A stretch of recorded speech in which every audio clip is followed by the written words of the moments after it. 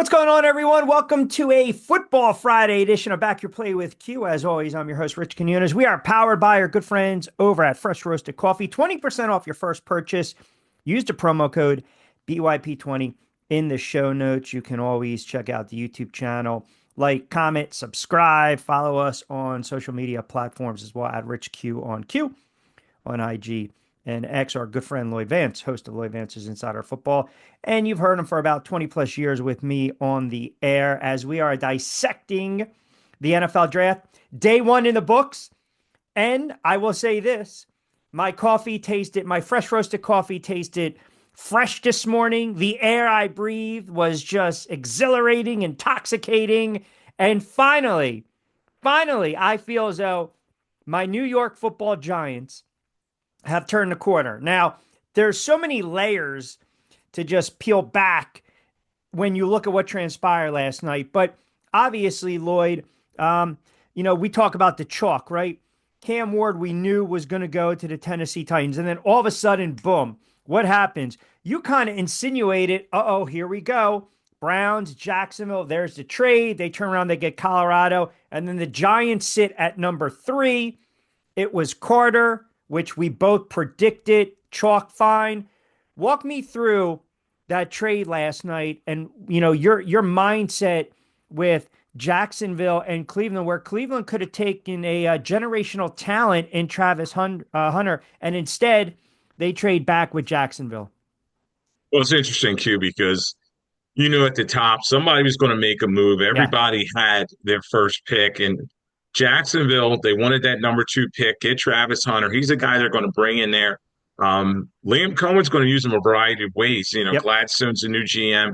They said they're going to play him at receiver with Brian Thomas Jr., and then he'll probably help out special teams, uh, help on defense. So variety of ways to use them, but they gave up a lot to move up. So they swapped picks. So Cleveland gets number 5, but Yep. then Cleveland also got a second rounder, Yep. a fourth rounder, Yep. and a 2026 first rounder. So that just shows you the type of impact that Shad Khan and the Jaguars thought that Travis Hunter could make. So I think he's one of the most NFL ready players in this draft. We talked about the offensive lineman, defensive lineman. There would be a lot of them, but they knew they had to get Travis Hunter. And then it falls in Giants' way.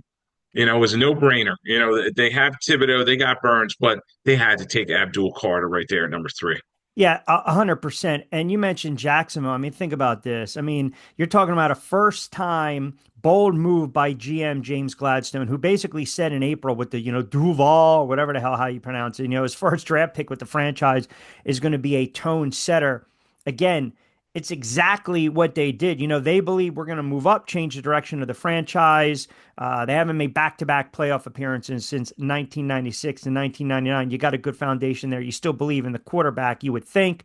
The Browns obviously moving down 3 spots with the trade. And then, again, everything just started to kind of fall into place. One of the surprises that I thought, the Raiders drafting Gentry, the running back, with the 6th overall pick. A little surprise there? A little bit. They lost Jacobs a couple years ago, but they need a playmaker in the backfield. They went with Madison last year and a bunch of backs that just could not get it done. They're another team. They're bringing in Pete Carroll, and he's going to want to institute that running game, establish that, and then build a defense, much like he did with Seattle. So Yep. maybe this is Marshawn Lynch coming in there, and they can build around Gentry. We know that Gentry had that great season with Boise State, coming up just a little bit short of Barry Sanders' all-time record. I mean, he was just running for 200 yards every game. He's probably not going to do that in the NFL, but it's a good building block for the Raiders. They have Geno Smith there now as well, so they're starting to turn the corner, and it's going to be interesting to see how they use him.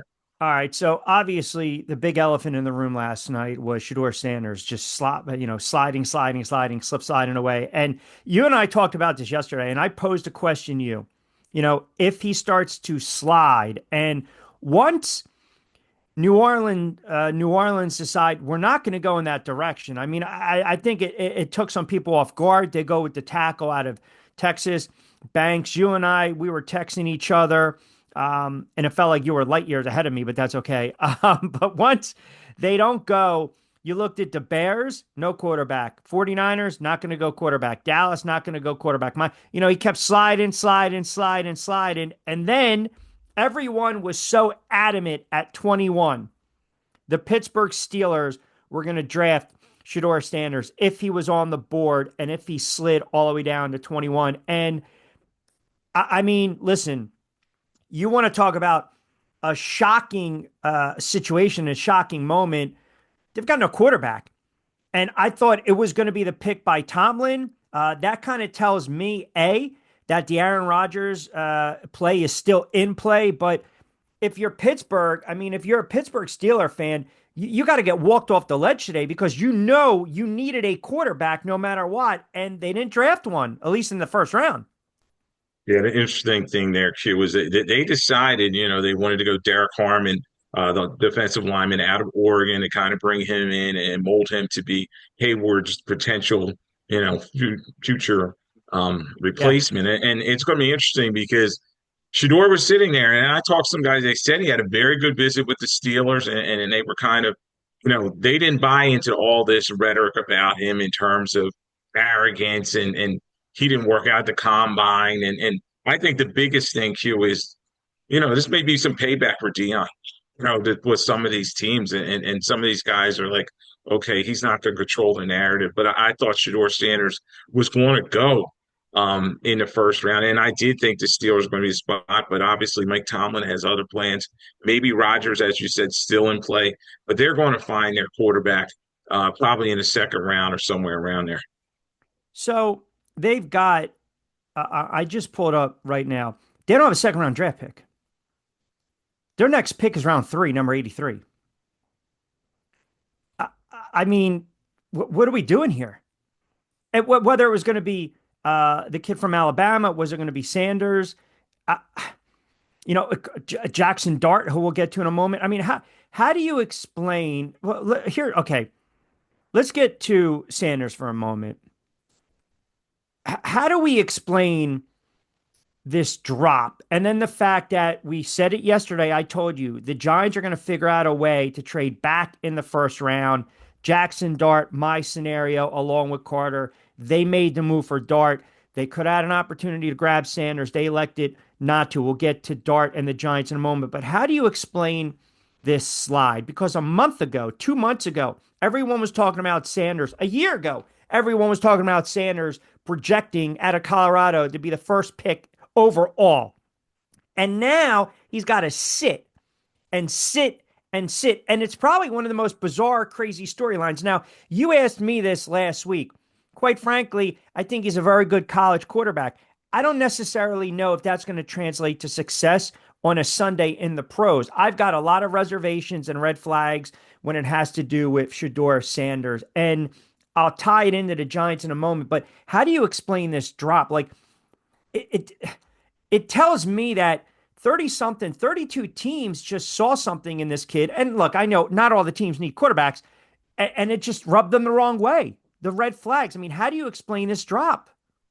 Yeah, there are a couple of things at play here, too. We talked about the dominance of defensive line and offensive line in this draft. 9 defensive linemen taken, 8 offensive linemen taken off the board. And then you talk about the quarterback class. There's only 2 that are taken in the first round. And in this group, there's not that can't miss prospect that's going to rise all the boats. And then when you look at Shedeur Sanders, a lot of guys I talked to said his tape, he holds the football too long. The Big 12, the competition level there, et cetera. And he didn't do great in his interview. That there was this perceived arrogance around him. And then the Dion effect. Do you want to deal with them? And you talk about these storied franchises, stoic ownership in the Steelers and the Giants. Do they really want to deal with him? And I was actually surprised that the Saints didn't take him. But something is out in the NFL community, and they kind of want to make him pay his come ups, and we're going to see. Is He that? may come in the league with a chip on his shoulder because of this, but they decided other positions were more valuable, and this quarterback class just was not good enough. I feel as though they, you know, some of the media, I mean, Mel Kiper, that's embarrassing last night. I mean, Mel Kiper sitting there talking about Jackson Dart, he's, a good player, and then he chokes, and then he goes right to Sanders. I mean, how much was Kiper getting paid last night and Riddick? I mean, every other friggin' word. They tried to will Sanders getting drafted. It was embarrassing. It was absolute. And television's such a dirty business because when they had the shot of Sanders in the draft party, it was the NFL Network. ESPN cut away from that shot right away.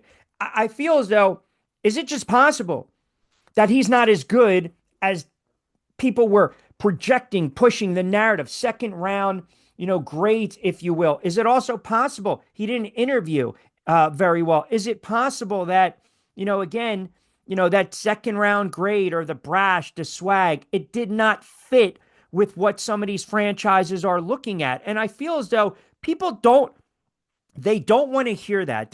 There was all these anonymous reports coming out from assistant coaches and GMs that it was one of the worst formal interviews they've ever been around. And they labeled him as entitled. And I don't think there's anything wrong with having that opinion or that school of thought, to be quite honest with you. And I know you mentioned that, even Orlowski's getting hammered with Dion because of, picking out a flaw or a couple bad throws. I mean, he is not immune to criticism, Sanders, because everyone's killing the Giants for the Jackson Dart move, right? Or, I can't believe you gave up. You're going to pass on Sanders, or the Saints not going Sanders, or Pittsburgh not going Sanders. I mean, I feel as though some of the national media and the narrative was to cram Sanders down our throat. And you and I have been talking about this for a while.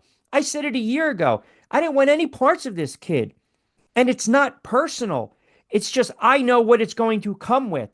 First time he struggles, or he's back and forth with the media, or the first time he goes on X, or his brother goes on X, or Dion says something, the Giants don't need that. They don't need that with a head coach and a GM that are basically, if they don't get it done, lame ducks going into the draft with one season left. They don't need that. So is this more of an attitude slash talent slash we're sticking it to Dion, or just overall, people just don't think the kid's going to be that good?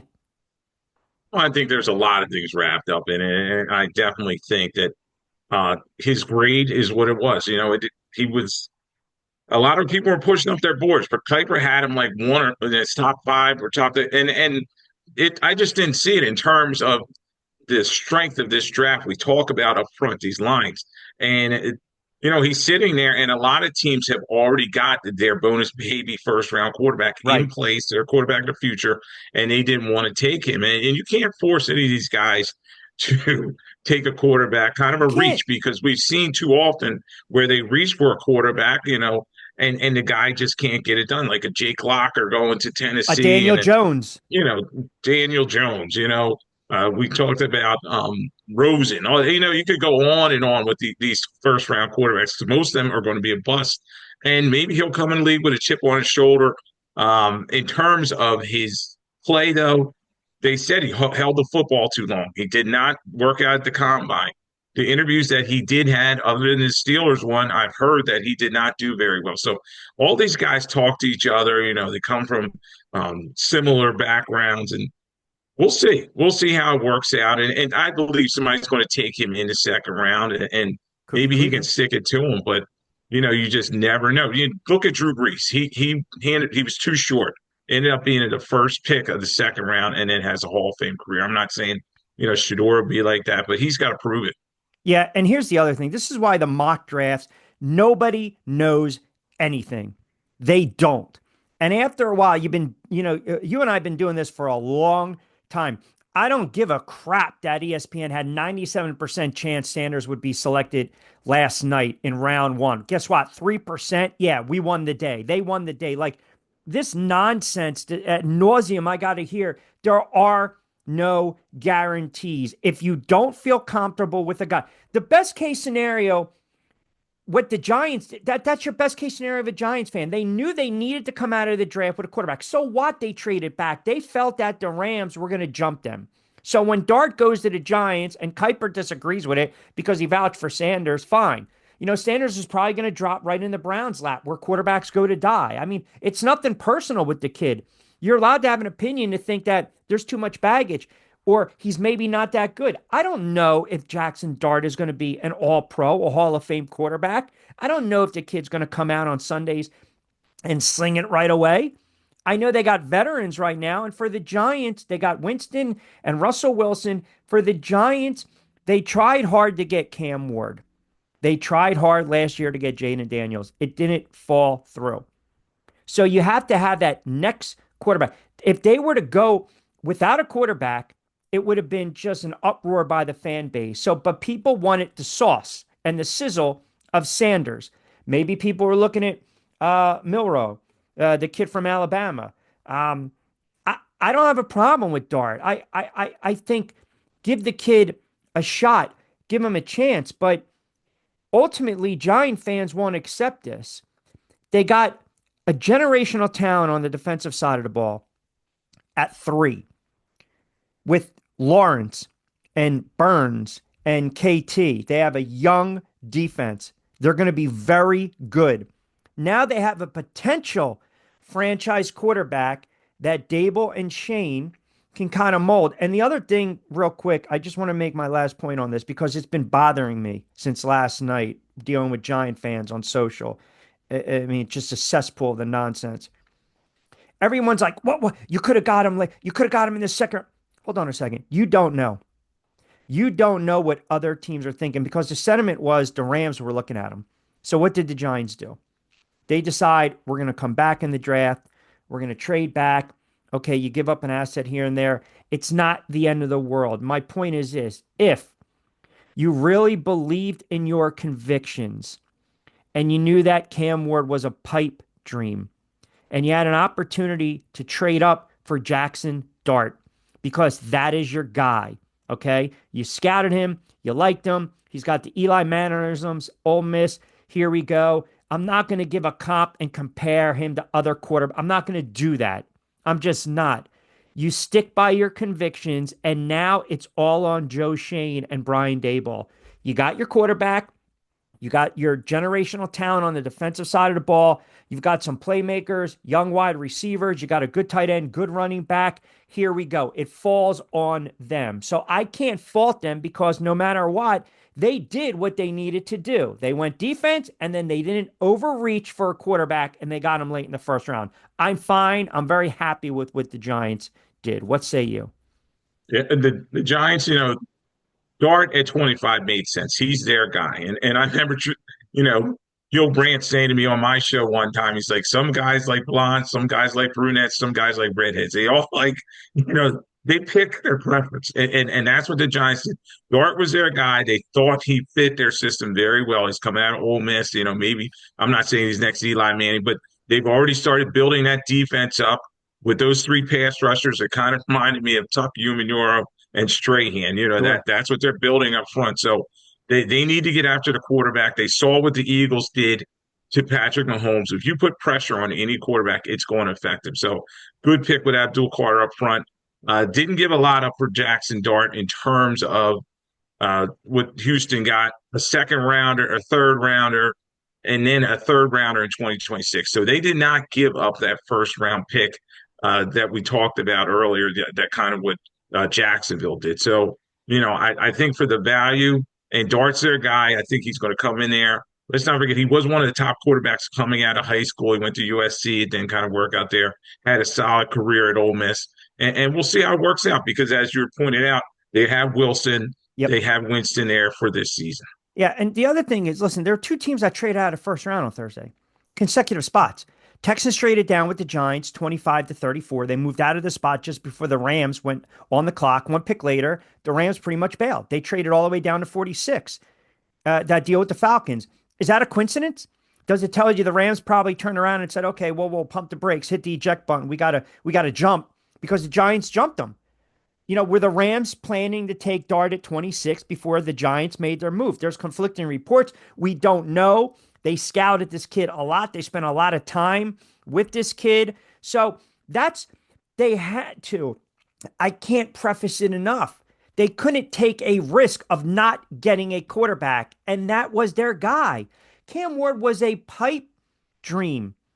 Cam Ward was a pipe dream. So again, I know that Connor Hughes came out and basically said, "Hey, man, the Rams were never going to take Dart at 26." Okay, that's fine, but Right. you, do they? I respect a lot of these beat guys and these insiders, but let's just be honest for a second. Do you think every GM in the world or head coach or talking head for a franchise is 100% transparent and accurate with a beat guy and honest?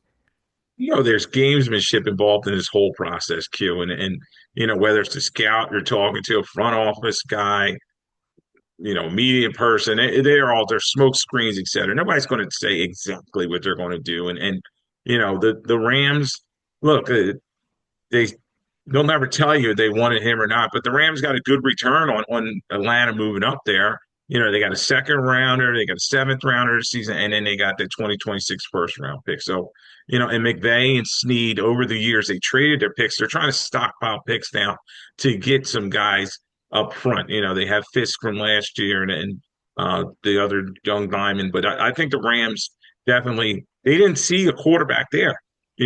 Sometimes it just you can't force things, and I think that's the biggest thing. When these guys reach, they get themselves in trouble, and some of them are okay not reaching and just kind of staying back and get more picks. So, with that being said, I do want to get your thoughts on this. How much pressure now? I mean, can you see a Russell Wilson? Dable already came out. Russell Wilson's going to be the starter. Can you see this scenario? Eli, Kurt Warner. Russell Wilson's in there for 5, 6, 7 games. Maybe they're 3-4, 2-5. Defense hanging around, but Russell Wilson looks old. You don't even know if Jameis Winston's going to be on the roster, right? We don't know. I mean, DeVito's going to get cut, traded, whatever. See ya, cutlets. Have fun, right? But how much pressure now? Because they are, I'm wondering if Marinow pulls them to the side and says, okay, you did right by the franchise. How do I say this? You made the right decisions for the franchise as opposed to trying to save your asses, Joe Shane and Brian Dable. You're lame ducks going into the season. The only concern is if they do struggle and Russell Wilson struggles, then you're going to see the kid, and the expectation is there's going to be substantial growing pains, right? We know that. But does Mara still decide we're going to go in a different direction after next season with Joe Shane and Brian Dable? If that's the case, then you can make an argument that this pick makes no sense. I'm not trying to talk out of both sides of my mouth. I'm playing devil's advocate. I'm playing both sides. I think right now it gives them a little more equity with the franchise and it gives them patience, right? Because they addressed what they had to defensively. They had to figure out a way to stop the teams like Washington and the Eagles and their offenses, respectively, in the East. And they'll be more competitive. But, it's just, do they have wiggle room right now, the GM and the head coach within the organization, where, give us some time, let me mold. This is my guy or our guy. Let's see what we can do with him. Well, the key thing is they're a 4-13 team, and they were just trying to get better. So they are trying to build some goodwill, Q, with ownership. And ownership, I really believe for the Giants do not want to have another situation where Joe Judge and Shermer and McAdoo, where they're just in this firing cycle, and they really want to give Gene and Dable an honest chance. And you hit on that because a lot of times when you have a young quarterback, they say, "Okay, we give us a chance. This is our guy. Right. We need to build a team around him. Let's see what we can get."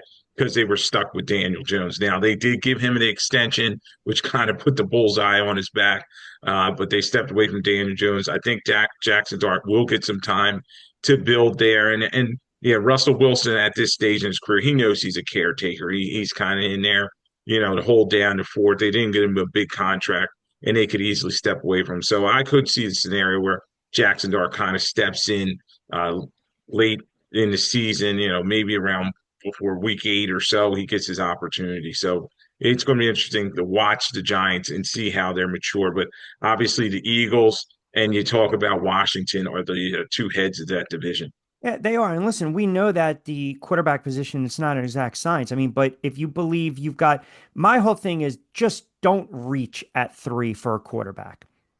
Don't do that. But you had to get a quarterback. And again, not to belabor the point, I'm fine with what they did. Sanders, the way he's dropped right now, it's it is really remarkable when you take a step back. I mean, listen, people are mourning the kid. He didn't die. He's going to be fine. He's going to get drafted. Most likely right now, if you look at the Cleveland Browns, I mean, think about that roster with their quarterbacks. I mean, you want to sit there, you want to go to war with Watson, Albatross, Flacco, Kenny Pickett. I feel as though right there, it's for the Browns. Create a little buzz. Here we go. Get them on the field sooner rather than later. And the funny thing is, too, think about this. And I'd have to double check. It's because of the trade that they're going to sit where they're at in the second round, or did they already have that draft pick prior to? Because for some reason I thought, oh, well, you could have grabbed Hunter and you could also have grabbed Sanders. I'd have to double check. Yeah, because of the trade, they kind of moved up there, and they're going to pick number 33, and then so you're going to watch that from possibly Sanders, and then the Raiders as well. And it may work out for Sanders being a second round pick where the pressure's not on him to be that first round talent, that bonus baby. And then you talk about teams reaching, it gets coaches fired. Look Yeah. at Robert Salah and Zach Wilson. Se- Second round, by the way, number 36. So yes, that's I failed to mention that, and that's my fault. I apologize. When the Browns moved down three spots with the trade, as you mentioned, and I apologize, number five pick, second round pick, number 36, fourth round selection, number 126, 2026 first round pick from the Jags. So again, that enables now for that second round pick. So obviously they weren't going to be able to get both players. But yeah, it just seems as though it's inevitable.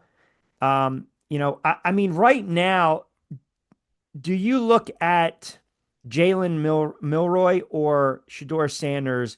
What quarterback, in your estimation, has more upside? Yeah, it's interesting. I was just talking to one of my email buddies about this, and he was like, "Which one?" I think Sanders is a more complete quarterback than Milrow at this point. Milrow reminds me a lot of Joe Milton, uh, Trey Lance, the guy, Richardson. You're going to have to mold him into a quarterback. He can throw a ball through a brick wall, but his inconsistency in terms of his ball placement and his accuracy, and that's what Shedeur shines in. He does put the ball in the tight windows, and I think he's going to have a little bit more success earlier than Milrow. Now, Milrow, with a lot of teams running these read option, he could probably have some success there, but I think Sanders gets taken before Milrow tonight. Interesting. I thought, for the most part, we were pretty accurate on how we saw some of these picks unfolding. Obviously, some surprises. I mean, the Jets had to basically turn around and fix that offensive line. They go tackle. The 49ers, we knew they were going to go defense. Booker, Alabama, Dallas at 12. I don't know. I think two two. I think Campbell going to the Patriots at 4. I think they've got a big time franchise tackle for the next 10 plus years. I thought the Eagles, the Eagles do what the Eagles do. I thought Tampa Bay adding a wide receiver, the kid from Ohio State, was a big pick at 19.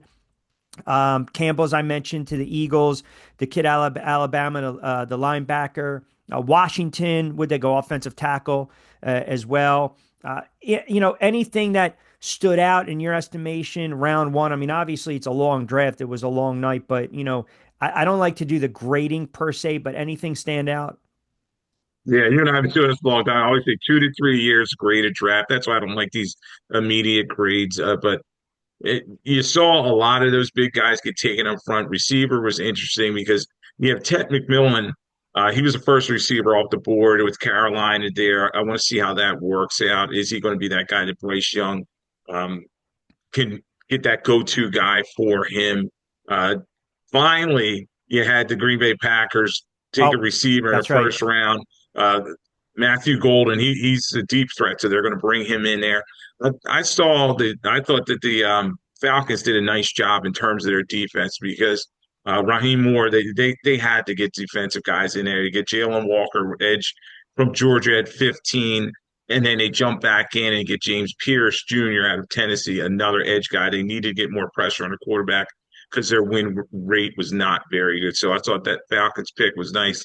And how about Indianapolis? Tyler Warren kind of fell to them at 14, the tight end that we had talked about over and over again. Interesting, the Bears went with Loveland before him. So I think that that's going to be a fun situation to watch those two tight ends. And then a big one, I tweeted about this one, was Omarion Hampton from North Carolina going to the Chargers. The Chargers had to get a running back. Now he's paired with Najee Harris, and Harbaugh wants to have that run game. He has two running backs now. Jay on Facebook chiming in, hit me up during the draft and wanted to get our thoughts. Q, when you think about this, at the end of the day, Dable on the roster for 4 more years and the GM, my retort is basically, look, he's going to be around for 2 more years, no doubt. Not the biggest Dave's fan, but DJ was not their guy. I think the franchise needs stability. Let's not forget about that. Eric also hits me up. Q, I was checking out your content the other day, and you really made an interesting point. It is, at the end of the day, a crapshoot. And I want to bring that up for a moment because when people assume they know exactly what direction these teams are going, the Atlanta Falcons signed Kirk Cousins and paid him a boatload of money. Did anyone think, was there any crystal ball that the Atlanta Falcons were going to draft Michael Penix Jr.? Seriously, you're kidding yourself if you saw that, if you had that on your bingo card after giving Cousins hundreds of millions of dollars. So, point being, you don't know what these teams are thinking. Nobody knows what these teams are planning to do. But I still go back, and you remember this, and I got hammered, and rightfully so. My Mitchell Trubisky tirade. My argument was, and I missed a boat on that. Mitchell T. My argument was this: if the Bears believe in their convictions and believe that Mitchell T is the guy, you go out and get him. Now, obviously, it blew up in their face as well as mine, but you understand what I'm saying. If it doesn't, if you got to trade back, if you got to trade, if you believe it, that's the guy you really want, and you have faith in that move, and you got to stick by that, then you go out and you get that guy, and then you live and die by that decision. And it's hindsight's 2020, Q. You know, it's easy to point a couple years later and say, "Oh, they should have did this, they should have did that." You know, I hear from a lot of Eagles fans, and it was a no-brainer, in my opinion. They took Jalen Rieger over Justin Jefferson, one of the most egregious, over selections there Right. was. But in hindsight, it's like, yeah, they have their board in all these rooms, and they have their scouts and the guys they trust. They talk to each other, these GMs, and they believe in their staff, and sometimes the owner gets involved too, and they'll make these picks, and they got to live with it. And a lot of times, some of these first round picks, whether it's a quarterback or not, they're coach killers and GM killers. If they pick the wrong guy and build their program around the wrong player, that's going to set them back, a good 3 to 4 years. So you just got to wait and see, in terms of health, 1, 2, that's all wrapped up in this with these first round draft picks. Yeah, I don't need not even 24 hours to pass. I'm turning on New York radio and sports talk, and I don't need don't you don't need to comp or compare Dart to Russ to Zach Wilson. Like, let it sit and marinate for a moment. I mean, listen, everyone was killing the Eagles when they drafted Jalen Hurts. Look at Mr. Irrelevant, Brock Purdy. Hell, look at Tom Brady. Boomer Esiason slid down. Marino slid. The guys slide, and they turn out to have great careers. Jalen Hurts, right now you're sitting there saying, well, if he does this for the next 6, 7, 8 years, this kid's going to be a Hall of Fame quarterback. People are already saying he's the best quarterback in Eagles franchise history. He outplayed Mahomes twice in the Super Bowl. He just won a Super Bowl. MVP. But everyone at the time, I can't believe you drafted Jalen Hurts. You have no confidence in Carson Wentz. Why would you do that to Carson? Well, here we go. Everyone just needs to pump the brakes, because I can tell you this. If the Giants didn't draft a quarterback, it would be an uproar. If you're a Pittsburgh Steelers fan, you should be livid. You should be pissed. If the Browns pass on Sanders, that is really telling you something. Even though they might be the most inept franchise in the history of sports, but if they pass on Sanders, what is that telling you about this kid? I mean, the quarterback position. Give me a fan base that is 100% happy all the time with moves by a franchise. You can't. They, Everybody always points to, the Chiefs and their loyal fans and all that, but even they complain about different things. A couple of years ago when they didn't have any receivers, the sky was falling, and then that team ends up winning the Super Bowl. So, I think with these draft picks, wait until the real games are played. Don't even give me preseason because I always say, "Oh, he did look so great in preseason. He looked great in training camp." Well, I want to see him in a Right. real In game when it shorts. matters most, November, December, and then we'll see from there.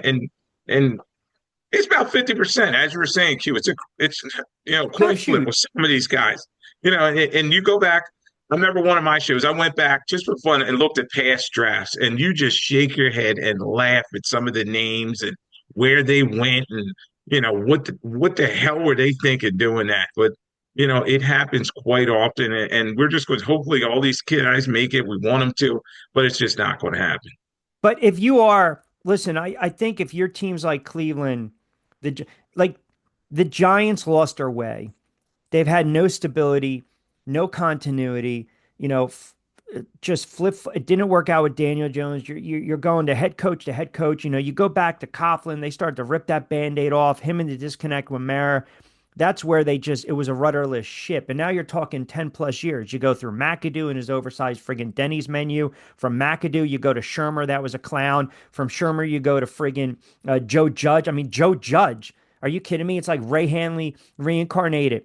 He was a jackass too. And then you think, okay, we got to figure it out somehow. So now you're talking about the fourth coach, five coaches in the span of a decade. I mean, you can't do that. If you're Cleveland, you're still waiting to get that quote franchise quarterback, right? I mean, my God, man, if you just go and if you are and I listen, I did radio in Cleveland. I know about that fan base, and I can tell you this: they're probably gonna get ready to just drive off friggin' I 90, if they don't draft a quarterback because they have had garbage, garbage quarterbacks.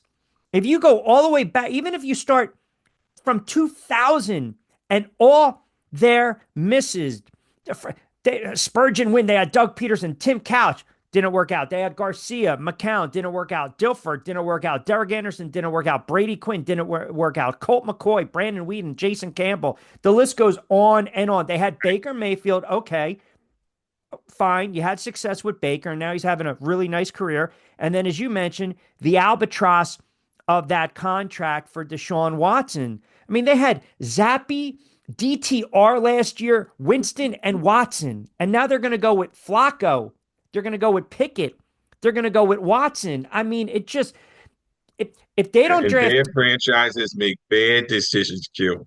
And the only person you can ever fire is the owner. of course, Always remember of that. course, but if That's they what it don't, but boils down to. yeah, but Lloyd, my point is if they don't draft Sanders, what are they going to do at the quarterback position? Are they going to try to make a move for Cousins and eat that money too? There's just too much money to eat on that Watson contract. They're just going to have to live with it. And they gave him a guaranteed contract when everybody said not to. The Players Association, agents, everybody was saying, "Don't do it," and they did. Now they're stuck with him, and they're bringing in these stopgap other pieces. Flacco caught lightning in a bottle a couple of years ago. We know that. Kenny Pickett coming over the Eagles. There's just not a lot there. You feel for Browns fans. You just wonder when they're going to get it right. But okay, if the Steelers still want Aaron Rodgers, where does that leave Kirk Cousins? Because Kirk Cousins, at that situation, is a mess. A mess. So I feel as though that they will figure out a way, the Pittsburgh Steelers, to lure Aaron Rodgers, even if it's 75% Aaron Rodgers, give us a season or two as a bridge. Because that team thought they can compete in the AFC North, which is a juggernaut. And for the most part, they played hard and they competed. But it was also, you're trying to squeeze a little bit out of a couple quarterbacks, Fields and Wilson, and it didn't work out. So if you're the Steelers right now, and if you grab or don't grab Aaron Rodgers, what's your alternative? Is it trying to make a move for Cousins? I mean, Cousins signed a 4-year, $180 million deal after, right? They drafted Penix, or pardon me, they drafted Penix in the first round prior to. He signs a deal, they drafted Penix. It made no sense. So right now, if you keep him for one more season before cutting him, you're still going to get hit with 35 million in dead cap space in 2026. That number is going to jump to 75, or that number is going to be 75 million. So you don't have the best out, okay? Right? You don't. Right. Yeah, the Steelers are stuck. Hopefully Rodgers will say, okay, I'm going to give it a go for one more season and then go from there. The big thing with Cousins is that contract's another one. It's a tough one to trade. Whoever they trade him to is going to have to eat some of that money and help them with the cap hit. And I think Cousins is going to be moved though, Q. I just don't see him as the highest paid backup ever. The Atlanta's going to find a way to use him as an asset. So whether it's the Steelers or some other team, I think he's not going to be on the Falcons roster once the season starts. All right. Do the Browns draft Shedeur Sanders? I, I Uh, have two potential landing spots. go ahead. Yeah, I have Cleveland at 33, Raiders at 37. I think one of them is going to take him at one of those spots. I don't see him getting out of the second round. And as you said, Q, a lot of times these teams take somebody that doesn't make sense. Look at Washington back then. They had RG3, second overall pick, and then they take Kirk Cousins in the same draft. So there may be a team we're not thinking of that jumps up to take Shedeur Sanders, but I think he is a second rounder. All right. We got a lot unpacked over the weekend with more editions of BYP. By the way, because this is back your play, just to let you guys know, Cam Ward and Genty right now, their consensus co-favorites to win the AP Offensive Rookie of the Year. Identical odds at Caesars, plus 300, DK plus 200. Travis Hunter right now, there are some reports that indicate he might play more wide receiver than cornerback. Okay, fine. Some sports books are handicapping him anywhere between plus 600 and plus 750 to win Offensive Rookie of the Year. And then I'll throw my hat in the ring for the kid McMillan with the Carolina Panthers. So very, very interesting to see Cam Ward kind of, I think, the buzz like Jaden Daniels, right, with Offensive Rookie of the Year last year as well. So, by the way, what the hell were they trying to accomplish last night with let me tease you with the schedule release and then basically just giving a date for the scheduled release? What are we doing here if we're the Yeah, it NFL? used to be April 15th every year. Like it was right around that date. Now they pushed it back and it they want to have the primetime games out there and get all the glitz and the buzz and have the NFL on the front page. May's usually kind of a quiet month with baseball and the NBA playoffs. They're still trying to keep the NFL relevant after the draft. So I think that's a lot what it has to do with. All right, we'll keep it relevant. We'll cap off day two, which is going to occur later on this evening. We'll do that over the weekend on another edition of BYP. Lloyd Vance, give him a follow on X at Lloyd Vance, kind enough to join me. And man, I'll tell you, no matter what, you get the fan base, they walk away and they're just not satisfied. And I miss the instant reaction, the guys yelling from the balcony when we were in New York and all that Oh, stuff. But I mean, now it's at the keyboard, yeah, and Twitter. well, They're yeah, that's it. yeah, Yeah, they're coming out yelling that way. But that's yeah, right. no one's going to be happy. No one's ever going to be happy. No. Hey, they never are. Hey, don't forget, subscribe to our YouTube channel, Rich Q on Q. Check out Buzzsprout, Amazon Music, Spotify for BYP. We'll do it again over the weekend. We'll continue to recap the NFL draft. We're powered by our good friends over at Fresh Roasted Coffee. And of course, Play It Again Sports, 2 locations. New store open up. Congrats to the gang over there in Mount Laurel, South Jersey. And of course, Deptford. And as always, we appreciate Lloyd Vance jumping on board BYP. Appreciate it, my friend. All right, Q, talk to you later.